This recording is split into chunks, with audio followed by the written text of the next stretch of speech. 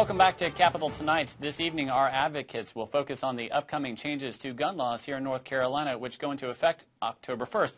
Now, the new laws allow concealed carry permit holders to take firearms into bars, restaurants, and other places where alcohol is served, although we should mention it remains illegal to operate a firearm under the influence of alcohol. It also allows gun owners to store weapons in locked cars on the campus of any public school or university, greenways, playgrounds, and other public recreation areas. Tonight, we welcome Don Pomeroy with Grassroots North Carolina and Kaaren Haldeman with Moms Demand Action for Gun Sense in America to talk about this conversation. Thank you both, first of all, for being here. Kaaren, let's start with you. What do you think about the new laws going into effect? Obviously, it seems like folks with concealed weapons permits are allowed to go into more places now. That's correct. Moms Demand Action for Gun Sense in America is an organization that was formed in the wake of the Newtown shootings. And right now what our work entails is ensuring that there's a safer and more secure public environment for our children and families to play, live, and work in. This law brings more guns into more public spaces, and we are opposed to that. And so we've been working with local groups, local communities to talk about the issue and find out how we can strengthen our own local laws and ensure that we will continue to keep our communities safe. All right, Don, I know you actually lobby for a lot of these issues with the legislature. I imagine you're excited with these laws going into effect. Oh, that's true. I think that these are some very positive, common sense changes to the law.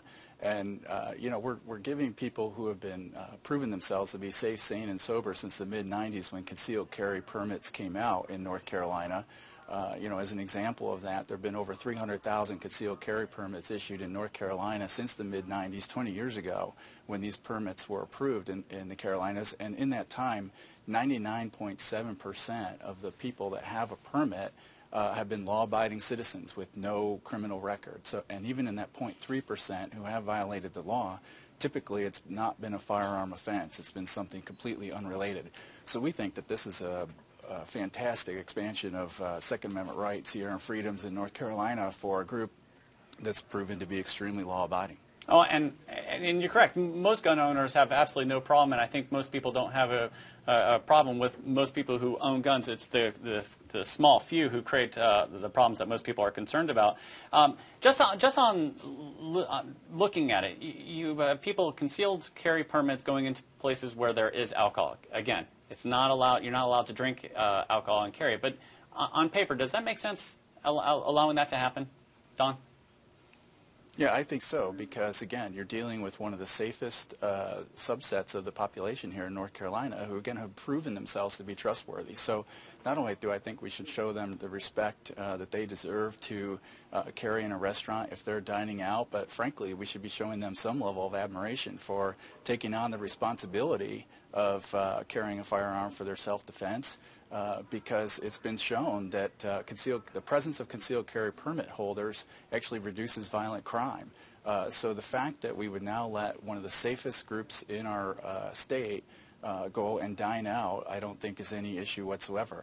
These people, for the most part, I think it's widely known that they cannot drink while carrying, so not just while operating the firearm, but even having it in their possession while drinking is still illegal, and so I think that's enough to mitigate any potential problems. Now, I'd like to bring it back to Kaaren really quickly. Are you guys in the process of trying to lobby legislatures to scale back these at this point, or you're listening to Don saying that these people are law-abiding, these are the people who have been background checked and everything, why shouldn't they be allowed to carry their guns in there and possibly make it safer for folks?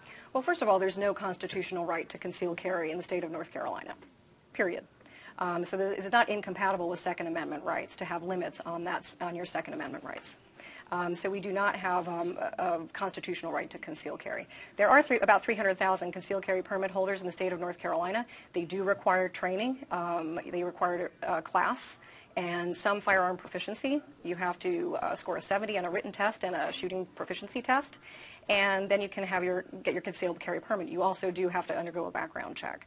However, if you can't vouch for 300,000 people all the time and knowing that they're going to abide the law, and I also am a law-abiding citizen and go to restaurants and deserve to feel safe, but if you can't vouch for 300,000 North Carolinians who have a concealed carry permit all the time, then this is not a good law. It's not a good law, period. As well, we have concealed carry reciprocity. Anyone from across the country with a concealed carry permit who may not require any training whatsoever in their home state can now conceal carry in North Carolina. Okay, and we are running short on time. I did want to get at one other issue. All of a sudden, Starbucks has been thrust into this issue because just yesterday, the CEO, Howard Schultz, wrote an open letter requesting customers leave their guns at home while not forbidding them outright. Both groups seem to be taking control of what Starbucks is doing and claiming victory. Real quick, Don, what do you think about Starbucks, and are you still going to be bringing your gun in there?